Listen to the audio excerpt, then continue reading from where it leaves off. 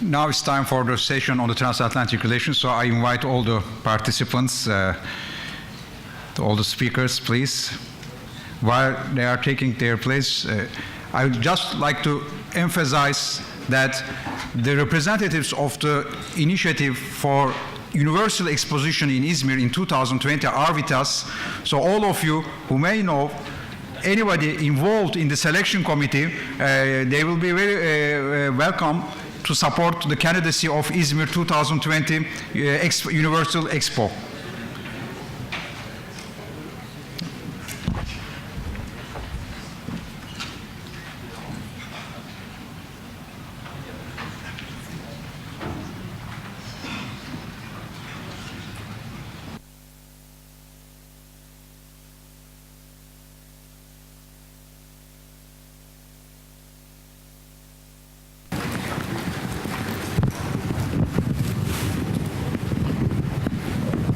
Ok, merci.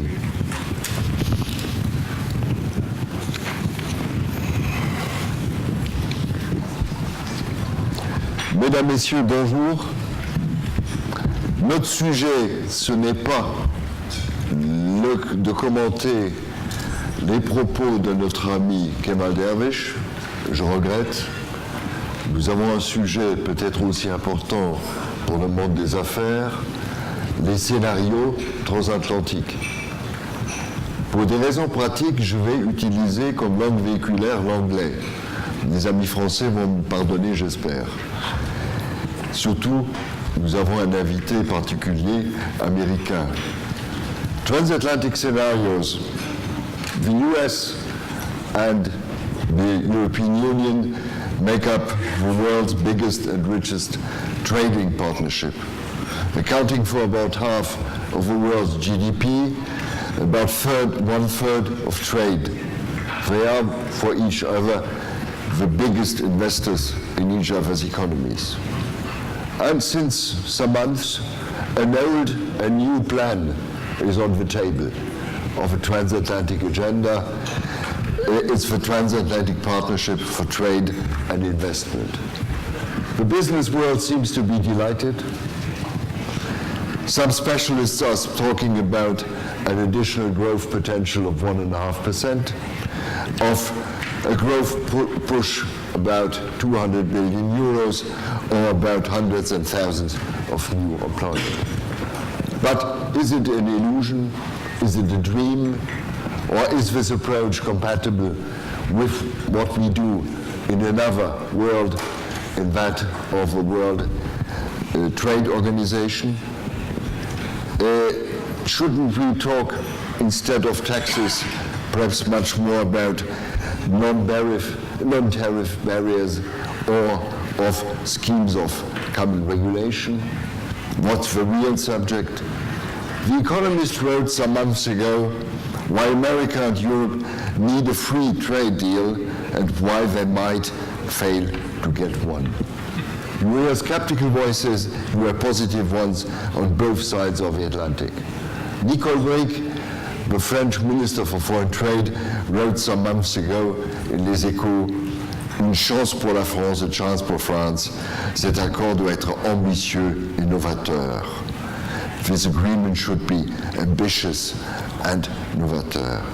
And she added to this as a new slogan, buy transatlantic should be perhaps a new slogan.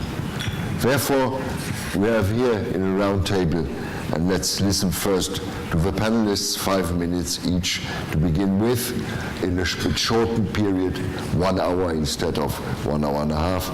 I'm delighted to have as a guest Patrick Hanisch from the American Consulate General.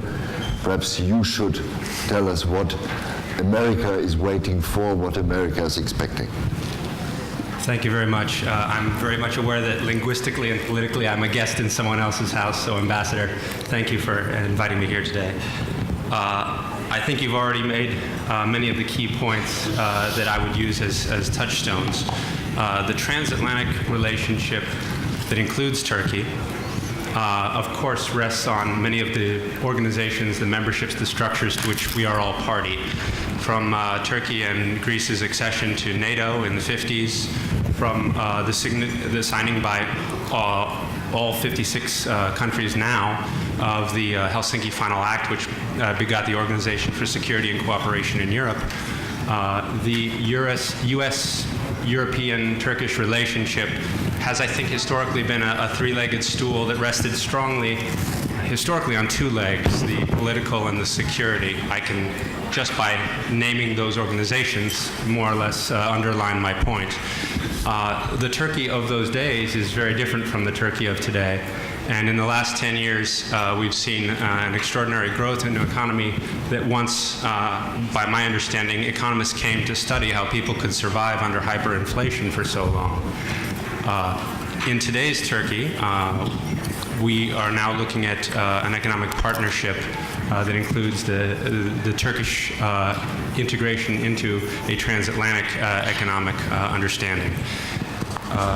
I think it's important to point out that when we talk about the future of the TTIP, the Transatlantic Trade and Investment Partnership, on the western side of the Atlantic, we're not just talking about the United States, we're talking about the United States and all of the countries that it has free trade arrangements with. This, by our calculations, is 610 million consumers, or about 42% of the global consumer market. Similarly, on this side of the Atlantic, we have Europe and the countries that include Turkey, which have a free trade arrangement with the European Union. So when we talk about this, it is truly the biggest show that anyone has ever negotiated in terms of free trade. Last fall, our two cabinet-level officials, Ron Kirk, the U.S. Trade Representative, and Acting Assistant Secretary of Commerce Blank, came out to discuss with TÜSİAD, with a number of Turkish business representatives and with government representatives, how to deal with Turkey and the United States' economic relationship as part of this larger structure. The upshot of that was that we created the high-level commission, which will meet at the conclusion of each round of TTIP negotiations to discuss keeping Turkey in the loop on this, keeping Turkey and U.S. on the same page as to what's being negotiated, with an eye toward discussion of follow-on means of harmonization between Turkey and the United States, because everyone understands that if Mexico has a free trade agreement with the United States, has a free trade agreement with Europe, and thus with Turkey, that we have some harmonization work to do at the end of what is obviously a very, very big deal. In terms of the Turkish-United States relationship, it's been an impressive decade. It's now reached 20 billion in total annual bilateral trade. And from 2011 to 2012, Turkish exports to the United States grew by 22%. Turkish exports to the rest of the world grew by an impressive 13%, particularly given the economic environment. But I'm pleased to say that our economic relationship grows and has continued to grow. I think I would just conclude this very short remark by saying to underline what many other speakers have pointed out. The relationship between the United States and the European Union is necessary economically, politically, from a security perspective. I'm only too pleased to see that the economic side of it is beginning to be that third leg of the stool, a stronger leg that is really required for all of us to move forward across a wide range of issues that other speakers have already raised today. So with that, I think I'll conclude my opening statement. Thank you. Thank you very much. Jacques Mistral, fin connaisseur des États-Unis. You are well known in the United States, but at the same time you are French. And one of these skeptical voices we hear often, and one of these, let's say, exceptions in this, is France. Please, the floor is yours. Merci, Monsieur l'Ambassadeur. Bonjour à toutes et à tous. Un plaisir d'être dans cette réunion de l'Institut du Bosphore et je remercie les organisateurs pour leur invitation. Je voudrais ce matin brièvement introduire deux idées sur des thèmes bien connus et introduire une voix un peu minoritaire, non pas exceptionnelle mais minoritaire. La première, c'est l'affirmation suivant laquelle l'économie mondiale bascule vers l'Asie. C'est vrai, bien sûr, c'est vrai, mais c'est un résumé que je crois trompeur. C'est vrai parce que la croissance du PNB est plus forte en Asie, c'est vrai parce qu'à l'échelle mondiale, il y a un affaiblissement relatif des États-Unis, c'est vrai parce qu'il y a depuis 4 ans cette crise européenne qui dure, et bien sûr, demain, aujourd'hui et demain, la relation entre la Chine et les États-Unis est la relation bilatérale la plus importante. Il y a beaucoup de frustration aux États-Unis à l'égard du partenaire européen. Et puis, pour résumer, il y a ce que le président Barack Obama a appelé le pivot de l'Amérique vers le Pacifique. Mais tout cela ne va pas sans évolution de sens contraire. Par exemple, la Chine ne sera pas, à vue humaine et même au-delà, une puissance mondiale capable, comme l'ont été les États-Unis après la Seconde Guerre mondiale, une puissance capable de prendre en charge les affaires du monde et d'exercer une influence sur l'organisation de la planète et de l'économie mondiale. Il n'y aura pas non plus de G2 de directoire Chine-États-Unis, aucun des deux n'en veut. Et puis l'Asie, dont on souligne qu'elle est de plus en plus intégrée économiquement, reste profondément divisée politiquement et même militairement. Et puis enfin, je pense qu'on a fait trop vite le deuil de l'eurozone, qui a fait en 3 ans beaucoup plus et beaucoup plus vite que ne l'a fait Washington pour régler des problèmes financiers qui, au fond, sont communs aux deux continents. Alors, si je résume cette première série d'observations sur l'avenir de l'économie mondiale, je voudrais en conclure 2 points. La première, c'est que nous évoluons certainement vers un monde multipolaire, un monde plus hétérogène que celui que nous avons connu, un monde donc où le consensus, les mécanismes de gouvernance sont plus difficiles à faire fonctionner. On le voit avec les tâtonnements du G20 après une phase initiale qui était un succès. Et donc, dans ce contexte, je crois que l'interdépendance transatlantique, qui reste ce qu'il y a de plus intense au monde, vous l'avez rappelé dans votre introduction brièvement, les intérêts communs et puis les valeurs partagées, la même compréhension de ce vers quoi doit aller l'économie mondiale, eh bien tout cela fait que le partenariat transatlantique reste, malgré l'émergence de l'Asie, le partenariat transatlantique reste l'épine dorsale de l'économie mondiale dans les décennies à venir. Alors dans ce contexte, évidemment, il y a cette initiative si importante qui est le TTIP, la négociation de libre-échange. Et comme économiste, bien sûr, je m'en réjouis.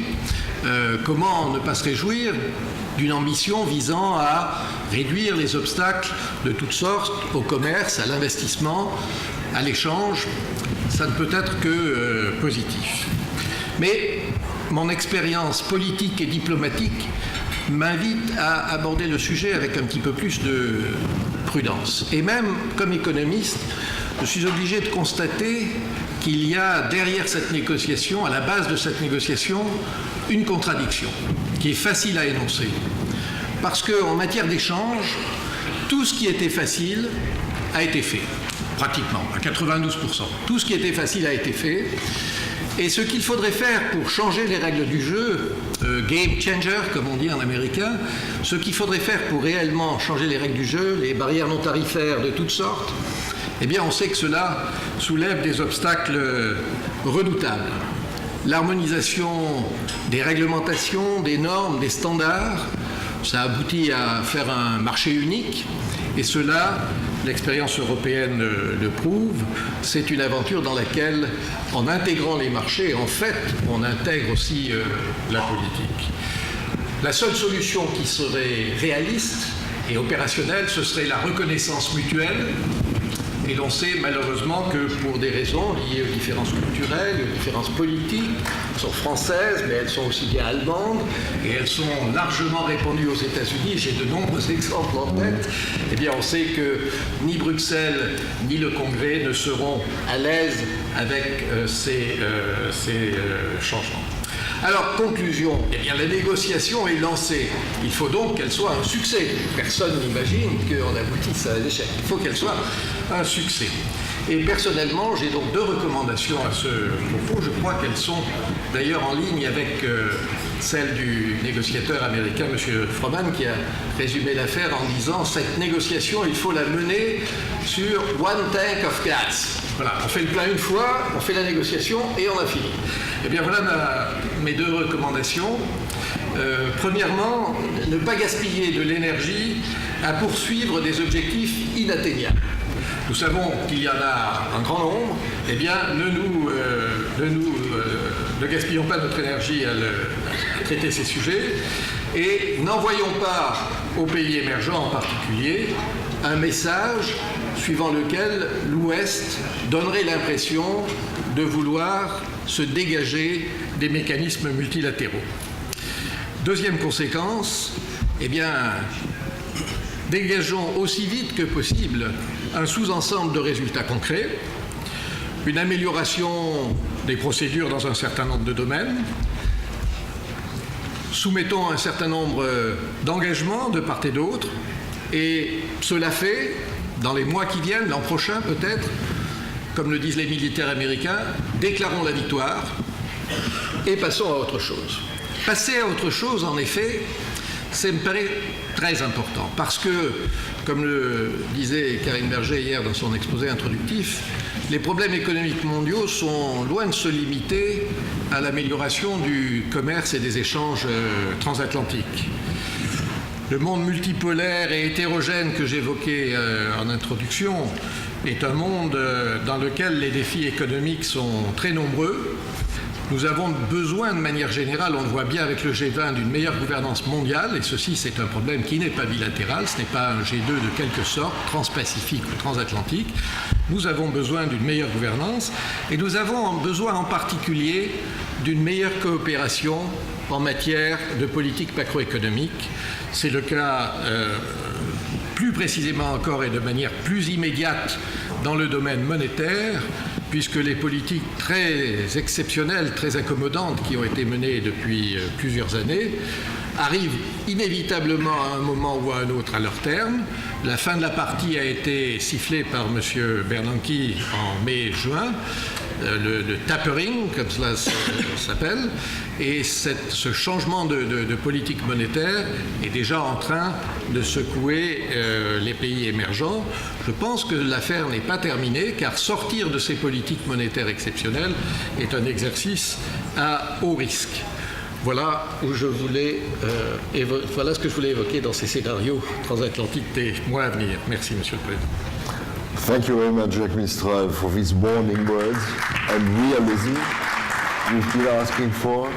Our Turkish friends have been asking from the beginning to be in the boat and not, let's say, to be the fifth one outside of a car. We have two Turkish voices here. The first one, the governmental voice, Murat, and then the Turkish business world. So, please, Murat. Thank you very much, Mr. Chair. Esteemed members of Institut Bosphore, distinguished guests. At the outset, I wish to express my thanks to the TCID and Institut Bosphore for organizing this conference and also giving me a chance to explain our views and also exchange the information. Time is very limited, I know. I have more to add, and I will refer to you numbers thanks to the diplomat from U.S. Embassy. He already explained some part. So I will just skip numbers, and I will make the very essential points from our perspective. And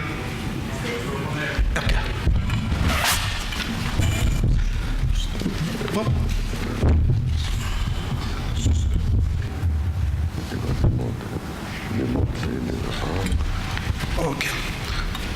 I guess now you hear better. First, I will take my point starting with our relation in the customs union. Turkey has entered the customs union with the EU since 1996 with a legitimate expectation that the full membership will be attained at the end of process eventually. And this was foreseen by our association agreement signed in 1963. Why emphasize this? Because it is very essential. The relation in the customs union is an asymmetric one. Because Turkey is not like that the parties come together and establish a customs union. Rather, it's like that Turkey is participating into the existing EU's customs union. Therefore, Turkey is required to adopt EU's common commercial policy, and along with the policies for the internal market integration. For example, technical legislation, customs code, intellectual property rights, competition, and state aid, so on. But those legislations are being adopted by Turkey, unfortunately, without having a say in the decision-making of these policies. This asymmetric structure has a significant consequence on Turkey's FTAs, since Turkey's FTA policy is indexed to the EU. The established practice is like this. First, the EU determines the partner and start the negotiations. Then afterwards, Turkey attempts to conduct parallel negotiations with the EU's prospective FTA partner. So, as I said, as a result of this customs union, our FTA policy is very much linked to the EU's commercial policy. The second point which I want to make is that we are not doing this FTA only for the reason of customs union or only for legal reasons, but for economic reasons as well.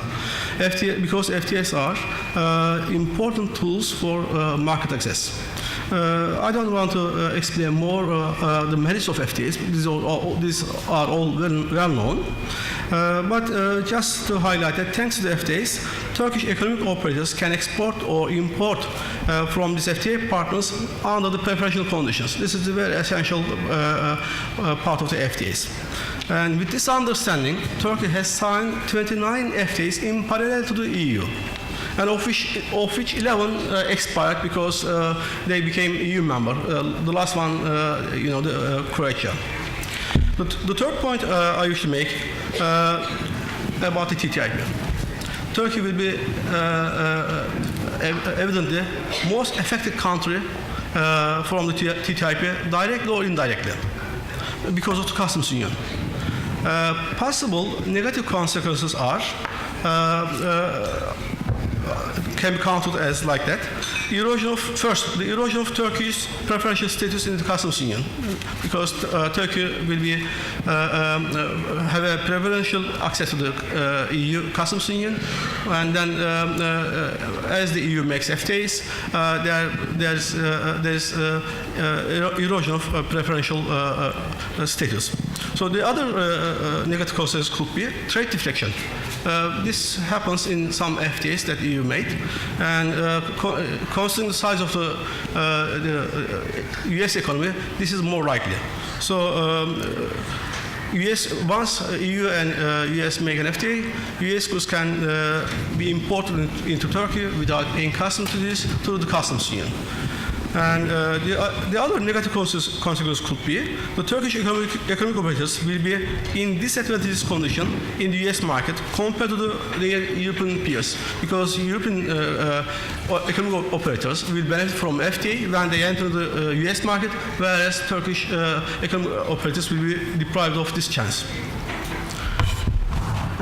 And the other negative consequence could be Turkey will be required to adopt changes in the technical legislation as a result of TTIP, because at the end of TTIP, the parties may enter into harmonization in the technical legislation area.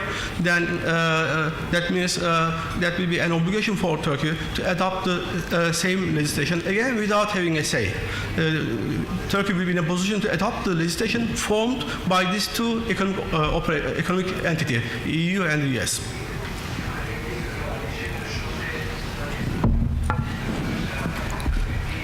And again, I like to highlight that US is the largest economy and the biggest FTA supplier in the world.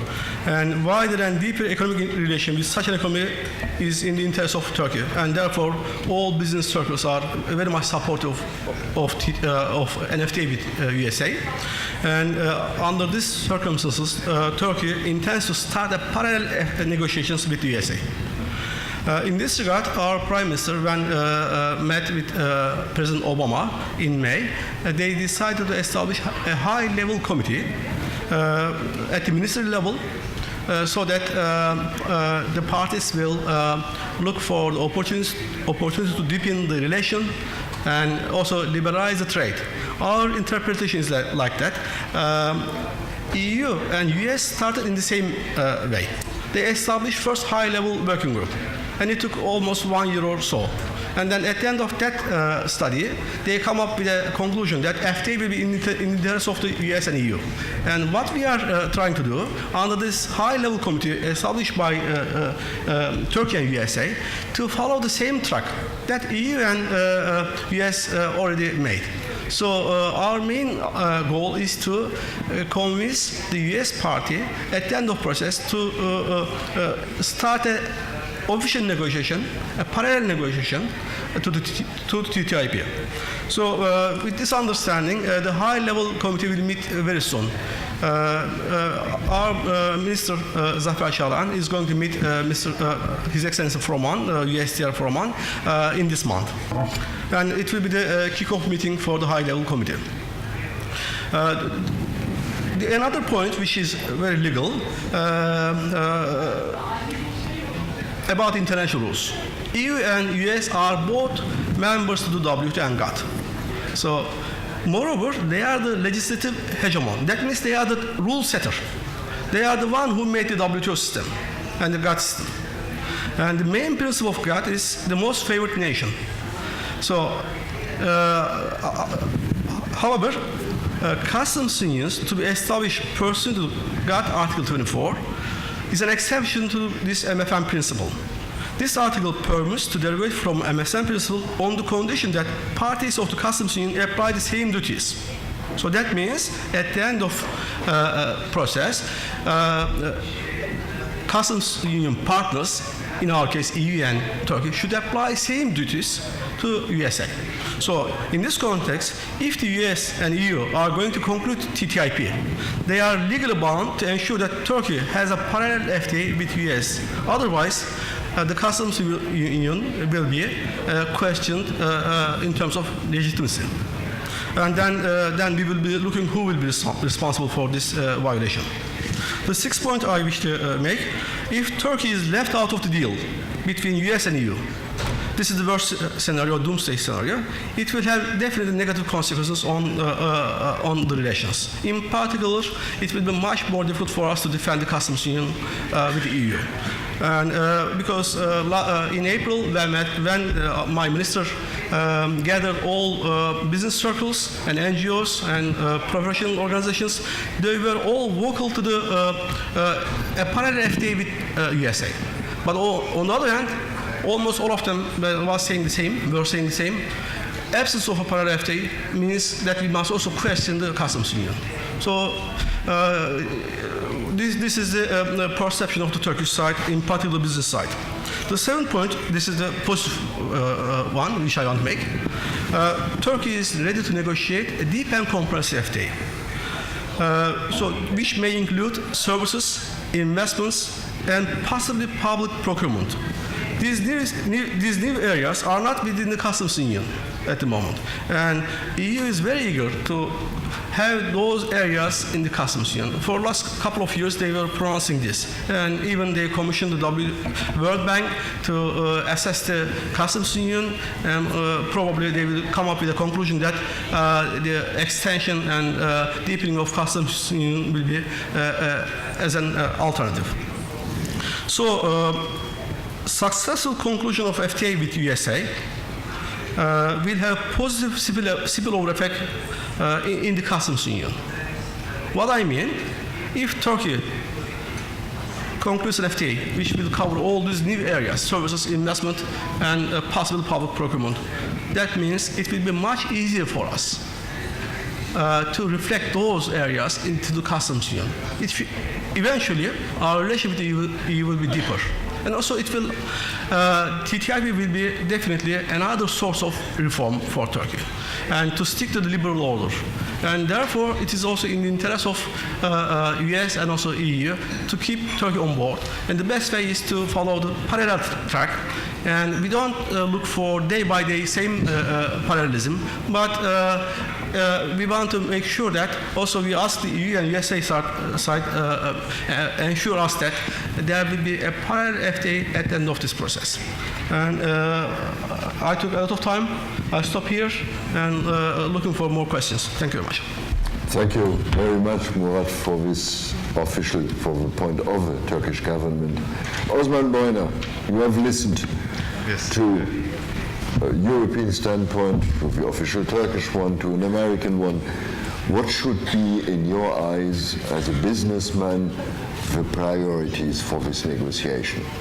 Yes, thank you very much. Firstly, thanks for gathering such a good group, which really presents a lot of angles, American, sort of the macro, the Turkish we heard, and I heard the 7th point, actually, that is also new to me.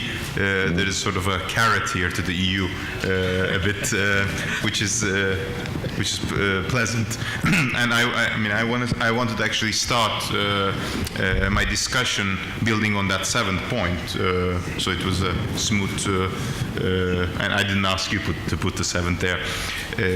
I think this transatlantic relationship, looking from a business viewpoint, this agreement that is being negotiated, and I'm going to be provocative as you asked me to be yesterday, is not that important. When you look to the numbers and the trade that is going on between the continents, between the countries, it will continue. And when you look at the real trade barriers, the numbers, they're so small that they're not going to make a difference. And I think I sort of a bit build on your speech. And this is looking from a business, day-to-day perspective. However, in the medium term and the long term, it will be an opening to a new market, which, in my viewpoint, is we're looking at the US from a European angle, or 20 years ago European angle especially. That was the strength of US companies, that they are up this market that cross 52 states, that they can launch their products into. There's a unified standards, there's unified speech, and this sort of strength that you have a big market. EU has tried to build that and has been very successful over the last, I think, 10, 20 years. And this agreement between these two continents will actually open a European company in Munich, a market in Kansas. If really this harmonization of standards happen. So you launch a product in Munich and you can sell it in Kansas. Today you can't do that. So this is the medium-term, long-term positives of this agreement. Now, looking from the Turkish perspective, as a Turkish business, do we want to be in this or not? Especially in the medium term, in the long term, of course. I mean, I want to build a product here and be able to sell it in Kansas. If I'm prohibited from selling this or having this, being in this agreement, then my competitor in Munich will have more chance. So I think this is what you've mentioned, sort of across your points. This issue that Turkey has in front of it today is an issue not with the US, but actually it's an issue with Europe, with the EU. Some gentlemen in 1996 signed an agreement that we are bound to now. It's called the Customs Union. And when they were signing this agreement, there was one sentence at the below that should have been negotiated, but I wasn't at that time, and it's always easy to criticize when you're not there and when you're not present. But it should have been negotiated that we should be included in any free trade agreements that is being done. I think this is the core of the problem if you look at it. Over the last 10 years, as my colleague here said, we have this government knee-jerk reaction. The moment Europe starts negotiating a free trade agreement with someone, our government goes to the same country as it's a defense. It's not an offensive mechanism, but a defensive mechanism. And what we've seen over the last, again, 10 years is there are a couple of countries rejected this. Turkey started this, you know the numbers probably better, I don't know it off my head, but a couple of countries, and as a business I've also seen, is, for example, South Africa, Algeria, which are important markets for Turkish businesses, and I'm trying to bring the voice of the Turkish business here, is, for example, I know from my personal experience, we were selling a lot of goods into Algeria. This free trade agreement issue happened with, France was pushing this in Europe, happened with Algeria, we stopped selling. It was that simple, so I'm a very pragmatic approach. This will also happen to some businesses if the US FTA doesn't work in Turkey. But again, coming back and wrapping up my point is, this issue can be solved and should be solved with the EU. And that last sentence in that the customs union, I think should be changed. And if Turkey cannot sign an FTA, I think the government, and we voiced this as Turkish businesses to the government also earlier in the year, is that we should start thinking about the customs union. Why are we in the customs union? With Algeria, with South Africa, these are too small of a business volume to really question this, to question our friendship with the EU. But if it's such a big thing like the US is in play and we are not being pulled into the game, then you start questioning your friendship of your friend. So I think that is the government is ready and to do this.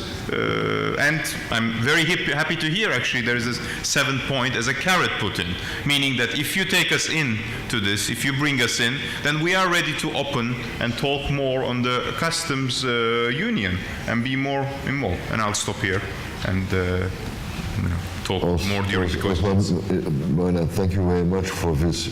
It's not a provocation, but I think you mentioned something.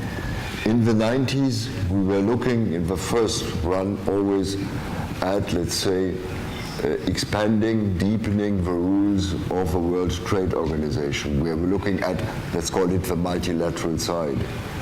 And only afterwards, the EU, the US, we were coming back suddenly to regional agreements, more and more.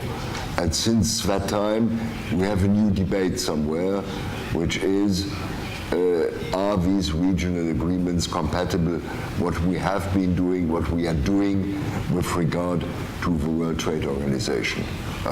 It's, let's say, what I call a never-ending debate.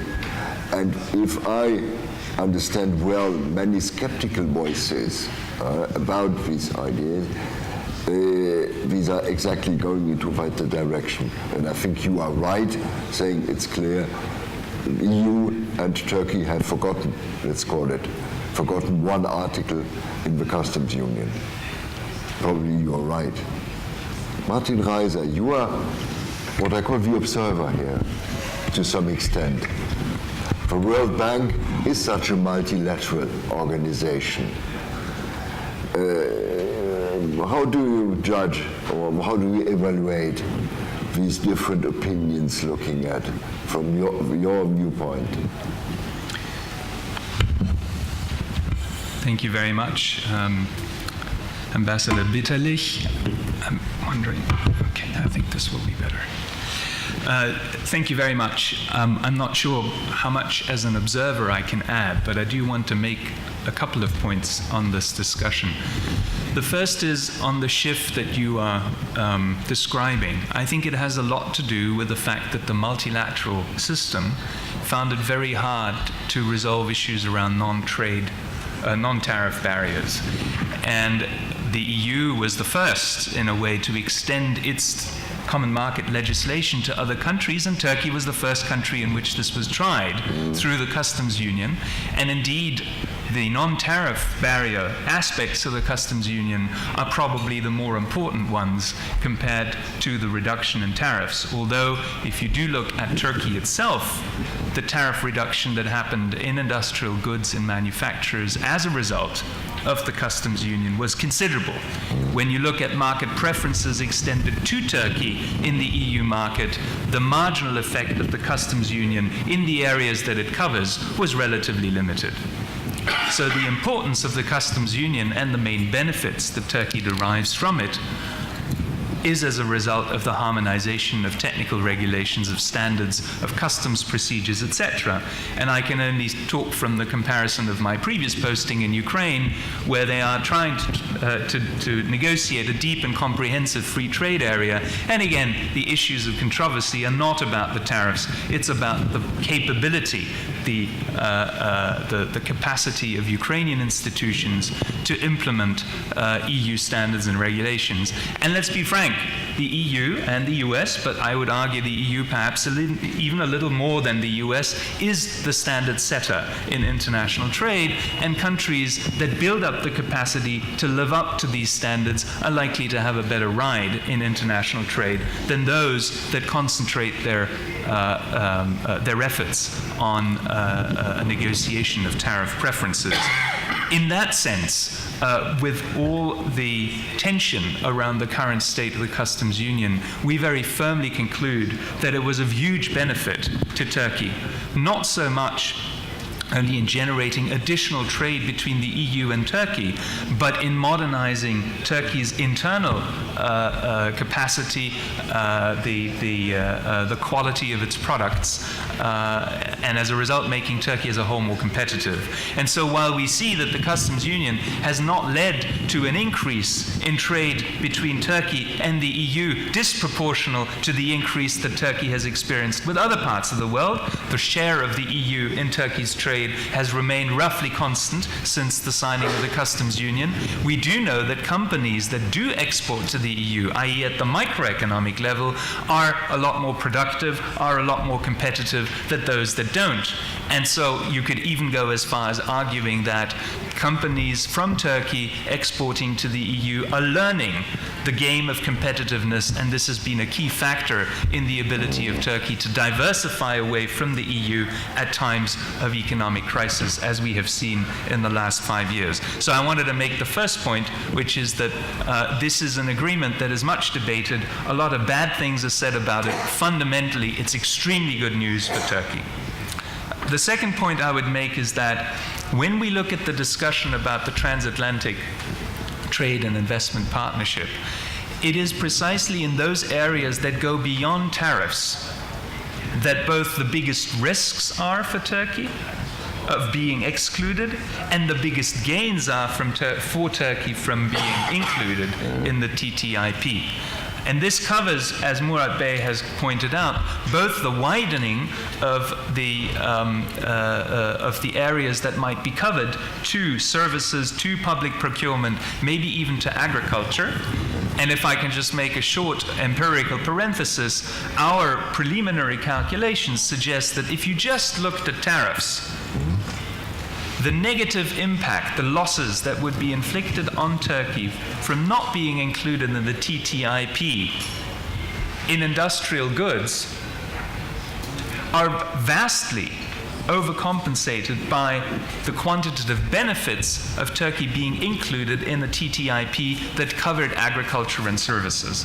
There is absolutely no comparison. So the losses, and I think this is something that Osman was pointing out too, the losses from Turkey as a result of preference erosion for the US and the EU to make an FTA agreement that covers those areas that are currently covered by the customs union are relatively limited and are vastly overcompensated by the gains that Turkey would obtain from an agreement that extended to areas that are not covered by the customs union. At the same time, those are also the areas that will require the biggest challenges in terms of enforcement, in terms of recognition of mutual standards, in terms of further building up the capacity on both sides to make it work effectively. And there, I think, the problems that Turkey and the EU have faced in the context of the customs union provide some cautionary lessons. For instance, despite of the harmonization of technical standards and regulations, the process of communication, both from Turkey in terms of its transposition to the EU, but also from the Commission in terms of the changes that have happened to the acquis so that Turkey can adjust its own legislation, that process of communication is still sufficiently cumbersome and requires, I think, some institutional innovations to improve the integration of Turkey into the functioning of the customs union. And I would say, if that is true for the customs union, it's going to be true a fortiori for a TTIP. And so, in a sense, if you want the real gains of this transatlantic partnership, and I strongly believe that Turkey should be included in it, then the homework that needs to be done by all parties involved, but I would argue, Murat Bey, in Turkey as well, and quite considerably, will be very challenging indeed. And so I think all parties should go into this process conscious of the challenges that imposes, but also very much aware of the tremendous benefits that could result. So let me stop here. Thank you very much. Thank you very much, Eliza. Listening to you all together, I'm reflecting about one thing. On the one hand, Jacques Mistral, you are totally right. Let's not dream about something which we not might reach at the end of the day. Let's concentrate on what's needed, and let's not try to construct something, let's say, against third parties, against the rest. Let's not destroy by this what we have been building up within the World Trade Organization, if you want, or within GATT. Right? Therefore, the first point coming into my mind is, first of all, transparency. Information and transparency, you mentioned. And second, to find another way of acting with regard to non-tariff barriers and to regulation to some extent. This would be, let's say, perhaps more important for both sides than something else, than reducing taxes again somewhere. And for me, it's self-understanding. The EU should, in this, include Turkey from the outset. Jacques Mistral, what's your reflection about, let's say, such, but my idea, concentration? Oui, je suis heureux de ce que vous dites, Monsieur l'Ambassadeur, parce que mon point était effectivement que les négociateurs se concentrent le plus vite possible sur les terrains sur lesquels ils savent qu'un accord est réaliste. Peut-être difficile, mais ça c'est le rôle après des leaders de faire les compromis finaux, mais est possible. Et de ne pas s'attaquer aux sujets sur lesquels nous savons d'entrée de jeu qu'il n'y aura pas d'accord. Par exemple, de notre côté européen, je dirais, ne nous bagarrons pas sur le cabotage aux États-Unis. Nous savons que ça n'arrivera pas. Ne cherchons pas, bien que ce soit absurde, à changer la législation américaine qui interdit l'achat d'une compagnie d'aviation américaine. C'est absurde sur le plan économique, il n'y a aucune espèce de justification à cette exception. Mais ne nous battons pas là-dessus, ça n'arrivera pas. Donc, parlons des sujets qui peuvent être sur l'agriculture, sur les tarifs. Je n'exclurai pas quand même sur les tarifs, il y a encore des choses à faire. Sur la transparence, comme vous le dites, sur les procédures d'appel, très importantes, parce qu'il y a des mesures, et puis un exportateur peut rester pendant des mois et des mois dans l'expectative, sans savoir quelle sera la décision finale. Donc les procédures d'appel qui soient plus efficaces, plus rapides. Donc il y a tout un ensemble de mécanismes que l'on peut sans doute, avec de bons négociateurs, faire avancer dans des délais raisonnables. Et puis il y a sur les questions des standards, des normes, il faut prendre quelques exemples bien choisis qui parlent et qui sont acceptés acceptable par les opinions publiques et par les responsables politiques. Alors là, ce sont des sujets extrêmement sensibles, c'est évident, mais il existe certainement un certain nombre de sujets sur lesquels des bénéfices peuvent dériver pour le business sans soulever d'opposition frontale des parlementaires, que ce soit des parlementaires et des responsables politiques à Bruxelles ou à Washington. Voilà comment je vois la possibilité. Ensuite, bien emballé avec la rhétorique politique appropriée, la mise en place de structures de concertation permanentes, ces procédures de règlement plus transparentes et plus basées sur la confiance, je pense qu'il peut y avoir une issue très positive. Mais effectivement, c'est très pragmatique plutôt que idéaliste. Osman, what's your reaction? I think, I had some numbers I didn't share. Let me give, I don't know exactly what their position is on this, but I think Canada and Mexico are in a very similar position with us, and the actual numbers, when you calculate it, are much higher. So on the trade side, is something interesting that my colleague said is we have to pull them in. At the beginning, when you're saying, I mean, you will try to pull your NAFTA partners into this agreement, and that makes sort of sense because they are your partners there. To clarify, I didn't exactly say those words, but I think that is there's a recognition on that side, just as the recognition that we're talking about right here, that they are partners with us in a regional agreement, yes. and that's not something that can be ignored in discussing a super-regional agreement. Dear friend, I've seen in the last 12 months a certain number, for example, of European companies closing their factory in China and going to Mexico. Why? I can tell you the Volkswagen I drive is made in Mexico and probably with parts at least partially produced in Coachella. So there's something to this. There's something about the idea of a rising tide benefiting all of us. Yes. So what I'm trying, the periphery gets affected. I mean, whether you want it or not, the periphery will get affected. The numbers that I've seen is, look, I think Canada is 9.7%, Turkey is 2.5%, I don't know what to measure, but Turkey gets affected less than this. But again, I'm going to go to my first point. Whatever that effect is, I think the effect is much more psychological than actually, I mean, it's more qualitative than quantitative. Are we in this or not? I think it's much more in the mental side. Of course, there will be an effect on the numbers side, and everybody, I mean, who's in this, because there is next we will have the Trans-Pacific coming on.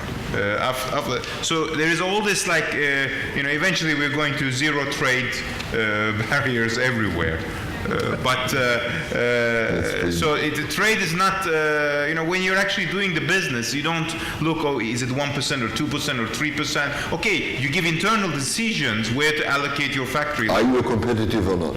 Are you allowed and competitive? Are you allowed or competitive? That is very important. And is your product development cycle in line with your competitor? I'm going to go back to the same example. If the company, my competitor in Munich, they do their EU product, and that is actually the same as the US product, and it's very easy for them to go in there. Their product development cycle for the US marginally becomes not zero.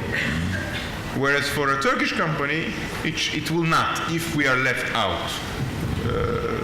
So this is perhaps it's a bit of a micro viewpoint to your more macro comments, but I think at the end it's the micro that matters, will drive the macro. You what? Yes. Last comment before going. Comments, based on the discussion. Questions? First of all, let me mention that yes, Mr. Martin Reiser from World Bank mentioned that there are some things that also Turkey should do if there be such a negotiation under the TTIP, or if we are going to make an FTA with USA, or if we are going to improve the customs union. And we understand, we know them. So far, agriculture is excluded from the customs union, and we only had some exchange of concessions for a limited number of products. And we have the same track in the FTAs. But on the other hand, we know that trend is now on the other side. So FTAs, or this type of regional integrations, are deep integrations, covers all areas. So Turkey is very aware of this fact, and therefore we align ourselves with this new trend in the world. The second, so far Turkey negotiated only trading goods part. So our main focus, our main interest so far in the merchandise trade. But on the other hand, we know that there's a new trend in the world, and Turkey cannot be isolated from this trend and then adapting itself to this new trend, which is the services and investment. And even public procurement. And with Korea, we started negotiating services area and investment. And with Ukraine too. And also we offer the same to Canada, that if we have an FTA with Canada, it will cover all these areas. So when we propose an FTA with USA, or at the end of the day, if USA agrees to start an effective negotiation with us, we know that what they are expecting from us. We are very well aware of this. And also we know the hardships that we can face. But the important thing is here, we have very much strong support. Such a strong support was seen only during the customs union establishment period in Turkey. I conduct many FTA negotiations. I never seen such a strong support coming from businesses. And also, I never seen such a strong political support. At the highest level, Prime Minister asked this to Obama, President Obama, to start a negotiation with Turkey. And this case was also recognized by USA, that Turkey is in the customs union, and you see Canada, Mexico, they also raised concern. And on our part, EFTA countries raised their concern about the TTIP. But among all those, only Turkey's case is recognized by USA. Then therefore, they establish a high-level committee. And when I come to your point about the transparency, this is also very important, because in the committee, we will be able to discuss day by day what they really negotiate with among themselves. And also, as I said, we are hoping that US and EU, US and Turkey will assess the possible positive effects on the employment and the welfare of their nations, and then come up with a conclusion that the FTA is in the interest of US and Turkey too. Not as an only legal requirement, but also as an economic necessity. This is what we are looking for. So here is my message. Our business circles, we also must continue to support the process. And also they must also know that it's not an easy one. Agriculture, services, investment, and public procurement. Those are difficult areas. In public procurement is an area which is not open to the customs union yet. And also one of the chapters, at the moment there are 3 chapters in the accession process which can be opened. One of them is public procurement, competition, but we don't open it. Turkey purposefully doesn't open, because we want to make sure that if we open our public procurement, we want to make sure that we will be, at the end of the process, be full member. So it is very difficult areas for us. But based on my experience, based on the political and support from this circle, I can judge that if we negotiate an FTA with USA covering all those areas, it will be much easier for us to do same in the customs union area. So that means, again, I come to the same point. that means deeper integration with a liberal order. That's very important. Thank you very much, Murat. In our shortened, let's say, session, because we are a bit late, in order to finish, 3 questions, please, from your side to the panelists for the remaining 10 minutes. Is there a microphone? Yes, it's coming. Please identify yourself.